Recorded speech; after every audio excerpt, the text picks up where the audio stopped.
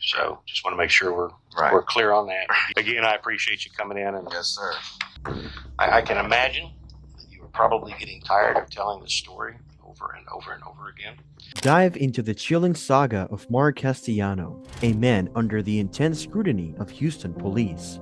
Unveiling Shadows, the Mark Castellano Case, explores a tale of love turned tragic, a mysterious disappearance, and a shocking confession. As investigators delve deep, the lines blur between innocence and guilt. Mark Castellano was placed under intense scrutiny by investigators while he was questioned in a dark room at the Houston Police Department. His anxiety was obvious as they mercilessly questioned him about the whereabouts of his ex-girlfriend, Michelle Warner. The police asked detailed questions about their relationship. Is she using any kind of drugs at that time that you're aware of? Has she introduced that into the relationship yet? Adderall, Which is treating her for what? ADHD. Okay. Despite tales of a violent argument before she disappeared, he claimed all responsibility for her disappearance and insisted that their separation had been amicable. Michelle and Mark worked at the same medical company in 2008, and it was fate that brought them together. Their love for one another deepened over the years, and they eventually made the decision to start a family. The way she'll sit there and tell you where she's raised, a man has to take up crap. She's a pretty girl and she gets everything she wants. She has a princess attitude. Wow. Michelle and Mark's lives were transformed in 2012 when they welcomed their lovely bundle of joy, Caden. They became even closer as they faced hardships and celebrated the triumphs of parenthood together. After Mark and Michelle's divorce in 2012, they focused on giving their son Caden a safe and caring home. They were both committed to being present and involved parents in Caden's childhood. Mark and Michelle's decision was not without its difficulties, but they learned to deal with them as time went on. You're gonna turn out to be a sorry piece of crap like your daddy, you sorry mother, little.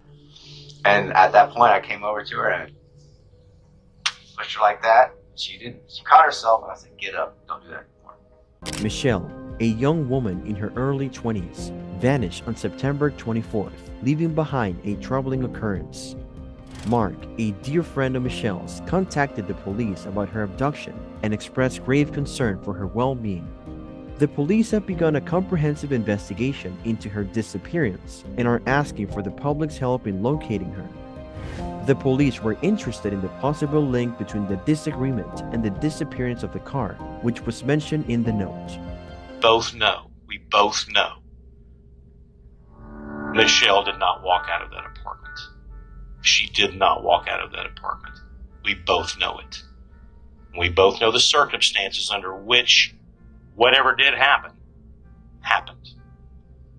I'm not wanting you to explain to me that you wanted to hurt Michelle. Mark, Michelle's murder suspect, confessed thanks to the cops' psychological skills. They carefully planned an interrogation to uncover Mark's secrets. The detectives read Mark's body language, revealing his inner anguish. They skillfully built trust and understanding, allowing Mark to open up. So I want you to be honest with me and tell me what happened. She got up and she's getting dressed.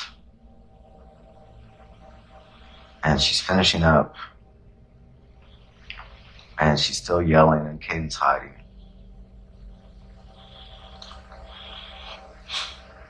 I grabbed her and I broke her neck.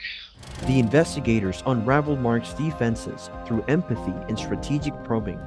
Mark confessed to fatally harming Michelle during a violent dispute. Psychological tactics helped the cops get the confession, bringing justice to Michelle's awful death. She was going to control me the rest of my life, and I grabbed her by her neck and and just threw her on the bed. And So she's facing you. yeah, and I heard it pop, and then her tongue up, it popped out, and that was it. Okay. I mean, I sit there and held it, and the time I realized what I did, she was dead. The jury sentenced Mark to 27 years in prison in an orange jumpsuit. Despite his claim of sudden passion, the jury found his acts justified a harsh sentence. However, the prosecution expertly produced evidence that disputed this assertion and showed premeditation and the crime's severity. After the gravel dropped, Mark's future was uncertain. His fans mourned his life, while the victim's family sought closure in the judgment. The complexity of human emotions and the legal system's role in balancing them resonated at that moment.